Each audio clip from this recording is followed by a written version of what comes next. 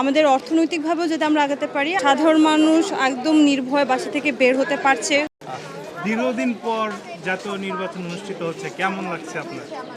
আসলে খুব ভালো লাগছে, কারণ আমরা আসলে কেউ হোপই করি নেই যে এরকম একটা নির্বাচন আমরা পাবো। অনেক আন্দোলনের পরে হচ্ছে যে আমরা এরকম একটা দিন পাচ্ছি। কিরকম দেখছেন আসলে নির্বাচন?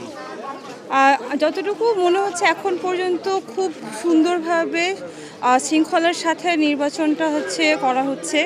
আর সাধারণ মানুষ একদম নির্ভয়ে বাসা থেকে বের হতে পারছে, কোনো ধরনের হস্তক্ষেপ হচ্ছে না।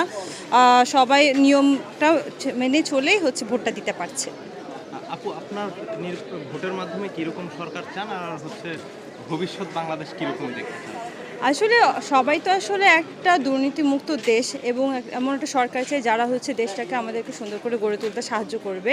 সামনে দেশটাকে যেভাবে দেখতে চাই, আমরা দেশ হিসেবে যাতে যা খুব প্রযুক্তিগতভাবে আগাতে পারি, আমাদের অর্থনৈতিকভাবেও যদি আমরা আগাতে পারি। আমাদের ক্ষয়ক্ষতিটা অনেক হয়ে গেছে, এর মধ্যে আমরা যাতে এটা সুন্দরভাবে নতুন সরকারের মাধ্যমে তুলে ধরতে পারি এবং ভালোভাবে এগিয়ে যেতে পারি, এটাই চাচ্ছি।